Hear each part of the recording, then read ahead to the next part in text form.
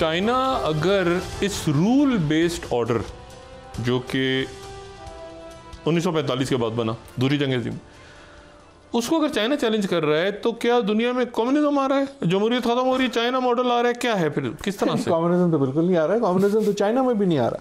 अच्छा चाइना से बड़ी कैपिटलिस्ट मुल्क है? बिल्कुल सही है, बिल्कुल सही। चाइना ने तो कैपिटलिज्म की मार मारी है ना। ठीक है, चाइना ने जो रूल्स बेस्ड ऑर्डर को कहा, अच्छा तुम रूल बना लो, मैं तुम्हें नया रूल बताता हूँ अपनी लो प्राइस से, मुझे पेन लेके दिखाओ कहीं और से। सही, बिल्कुल ठीक है। सो उन्होंने तो, that is the brilliance of China has been, कि बजाय लड़ने झगड़ने के उन्होंने कहा अच्छा तुम्हारी ये गेम है, मैं तुमसे बेहतर खेल। आप फ्रांस में जाएं, वो एफिल टावर के बाहर वो मिल रहे होते हैं मेड इन चाइना। अब अमेरिका में जाएं, न्यूयॉर्क के में वो मिल रहे होते हैं अमेरिका का तो best made in China. America का जो बेस्ट है, आपके दोस्तों से कहूंगा वो ट्रंप वाली हैट लगाएं, वो नहीं वो हैट बांटता था make America great again, the hat that says make America great again is made in China. अच्छा, आप हैट बनवा ही नहीं सकते किधर और। बट कहने का मकसद चाइना, बट यू नो ये मजाक की बात नहीं है। सो in a way it is true कि जो हम पहले बात कर रहे थे, मुस्कुराने का मतलब ये नहीं है कि वो खुश है, लेकिन जब दुनिया में हिजान हो, जब दुनिया में केओस हो, the best thing to be is not in the news. पीछे हट जाए। नहीं, अगर देखना आपके पास आप बचे हुए हैं ना उस, अगर क्रॉस फायर है, इधर से भी आ रहा है, उधर से भी गोली आ रही है, इधर से भी सियासत भी फिर रही है, इधर से भी डेमोक्रेसी ख़राब हो रही है, तो इस वक्त जो दुनिया में जो कोई अपना आइलैंड बना के चुप बैठ के अपना ग्रोथ कर रहे हैं, जब ये सब कुछ टूट टाट जाएगा तो वो रह जाएगा ना। अगर हम यूक्रेन वाली वॉर को देखें ना, I might have been wrong कि आई थॉट कि यूक्रेन में रशिया नहीं आएगा, आई थिंक उसने गलती की और आया। लेकिन इन अ वे अगर आप चीन हो, अगर आप शी हो, तो आप कहेंगे यार पहले तो मैंने अपनी लाइफ के लिए अपनी पावर वो ले ली, और दूसरा ये जो दो बड़े राइवल थे वो आपस में लगे हुए, दो बड़े राइवल से मतलब एक रशिया आप समझ लें, एक यूरोप एंड यूएस समझ लें, तो उसके लिए तो आइडियल पोजीशन है ना कि उनका पैसा भी, उनकी पॉलिटिक्स भी, उनकी गुडविल भी उसमें लग गई। So in a way that just make China interesting. जो इंटरेस्टिंग बात आपने भी की कि यूएस में कम से कम जो एंटी चाइना रेटरिक है वो हमें नज़र उतनी नहीं आती। आई एम नॉट कन्विंस्ड कि उसका मतलब ये है कि वो चली गई है।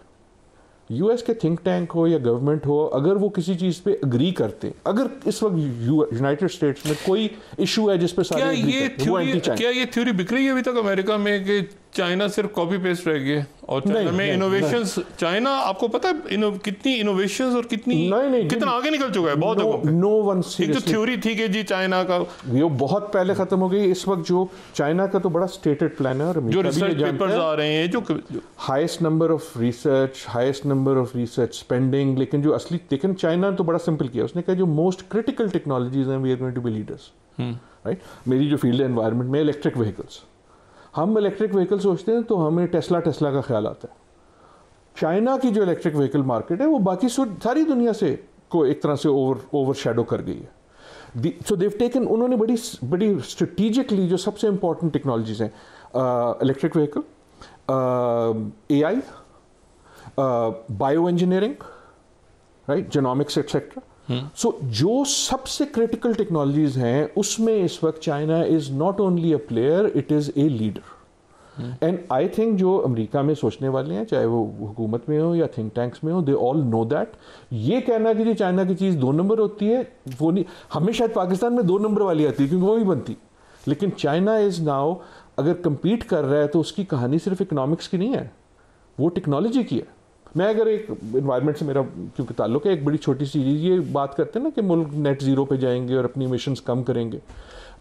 रिसेंटली तक ये होता था कि जी चाइना में बड़ा कोल है।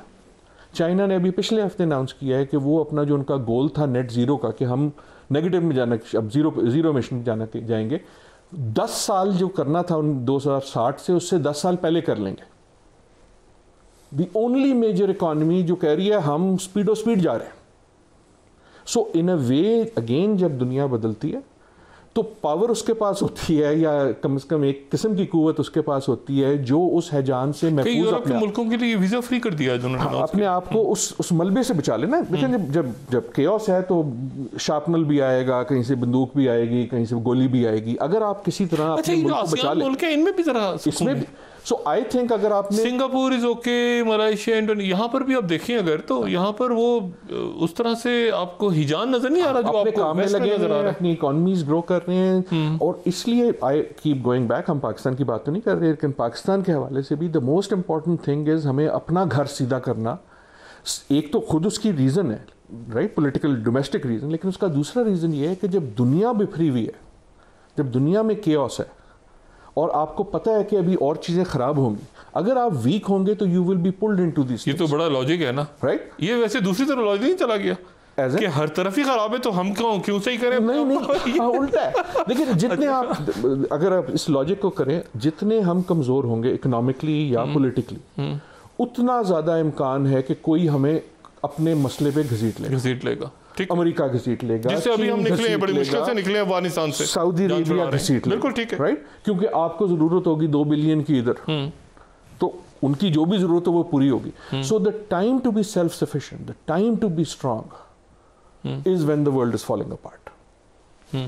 अच्छा, इसमें इसका मतलब ये हुआ डॉक्टर साहब कि ये सुकून आते आते नए ऑर्डर बनते बनते क्या लग रहा है तेज हो गई ना चीज़ें, स्पीड इसने तेज कर दी है, ये जो आप बात करें टेक्नोलॉजी ने तेज कर दी है, ठीक है, तो यानी बहुत तेज कर दी है चीज़ों। यानी आप सोच भी नहीं सकते थे कि इतनी जल्दी वैक्सीन आ जाएगी, मतलब कोविड की वैक्सीन इस तरह आ जाएगी। बड़े कम लोगों को पता है कि उसमें भी इस टेक्नोलॉजी और आर्टिफिशियल इंटेलिजेंस और इसका कितना बड़ा रोल था कि टेक्नोलॉजी जो पहले वैक्सीन को 20-20 साल में बनती थी, science was the best story of Covid. अब ये जो सारा कुछ हो रहा है, जाहिर है ये लंबा तो नहीं हो सकता, फटीक है जी, 20 साल चल रही है जंग और 50 साल चल रही है, कोई पहली जंग अजीम से दूसरी जंग अजीम, तो जो भी कुछ होना है तेज होना है, ठीक है।